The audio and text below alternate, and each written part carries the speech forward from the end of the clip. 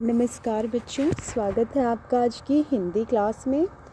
और आज हम हिंदी में सीखेंगे अ की मात्रा के शब्द। अ की मात्रा का विभिन्न व्यंजनों के साथ प्रयोग और उसके बाद उनसे हम शब्द बनाएंगे। ठीक है, तो आइए शुरू करते हैं। ये देखिए, ये है स्वर अ और इसके दाईं तरफ अ की मात्रा आपको दिखाई गई है। आप देख सकते हैं कि इस पर 2 मात्राएं हैं। ओके, अब आइए हम विभिन्न वर्णों के साथ इसका प्रयोग करना सीखते हैं। बेटा, त के साथ अ की मात्रा लगाने पर बनता है तो, और थ के साथ अ की मात्रा जोड़ने पर बनता है थो। जब हम वर्ण द के साथ अ की मात्रा जोड़ते हैं तो बनता है दो, और ध के साथ अ की मात्रा जोड़ने पर बनता है धो। ठीक इसी तरह से न के साथ अ की मात्रा जोड़ने पर बनता है नो। और अब हम इनसे कुछ शब्द डिस्कस करेंगे। ओके, तो पहला जो वर्ण है वो है त, और अ की मात्रा लगाने के बाद तो तौर,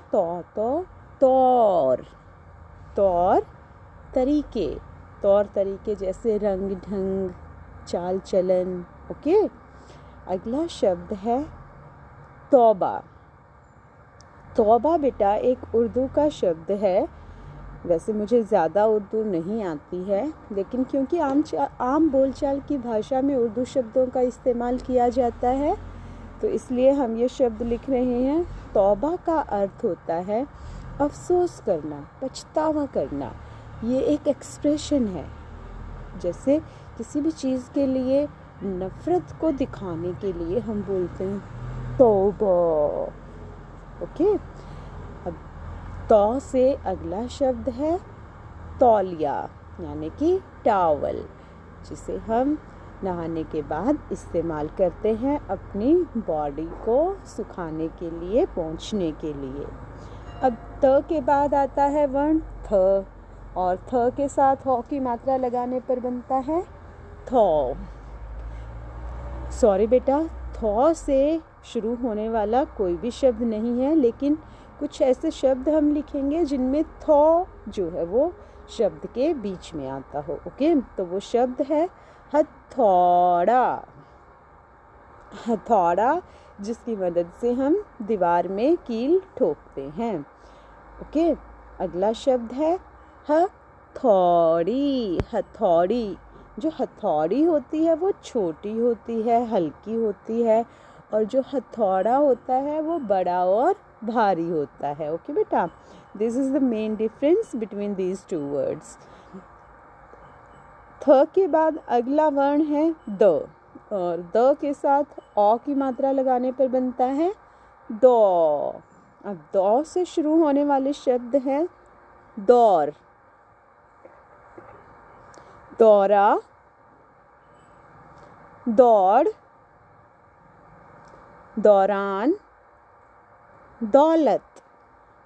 के दौड़ यानी कि भागना, दौर यानी कि ये जो समय चल रहा है, दौरा जैसे कभी किसी को दौरा पड़ जाता है, फीस्ट पड़ना, दौरे पड़ना। ओके, और दौलत यानी कि पैसा, धन दौलत। ओके, धन।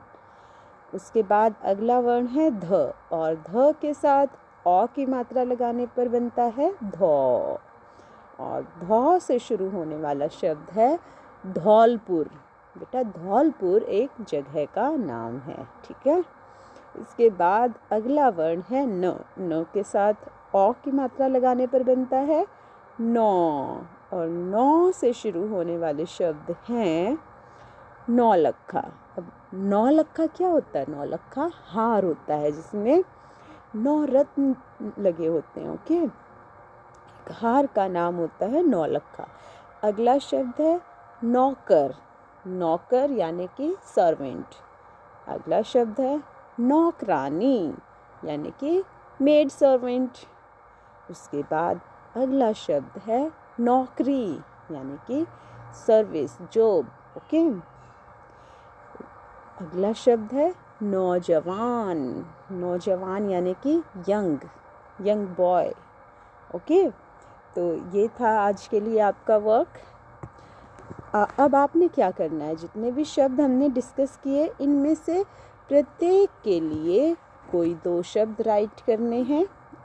ये देखिए, आपको आंसर कीज भी साथ में भेज रही हूँ। ओके, और अब बारी आती है वाक्य बनाओ की। अब जो शब्द आपने लिखे उनमें से किन्हीं 5 शब्दों को आपने चुनना है और उन शब्दों का वाक्य में प्रयोग करना है। ओके बेटा, समझ आ रहा है? तो इन शब्दों से हम वाक्य बनाएंगे।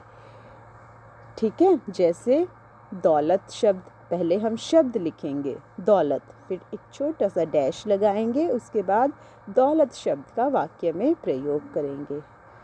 राम के पास बहुत सारी दौलत है। ठीक है, समझ आया किस तरह से आपने वाक्य बनाने हैं? हमने कल भी वाक्य बनाने की प्रैक्टिस की थी और ये वर्क आपने खुद करना है। ओके बेटा, और जो भी वर्क आप करोगे ये आप अपनी फेयर हिंदी नोटबुक में करोगे। आपकी जो हैंडराइटिंग है वो बहुत अच्छी होनी चाहिए और आपका काम जो है वो साफ सुथरा हो। Okay, thank you and good bye.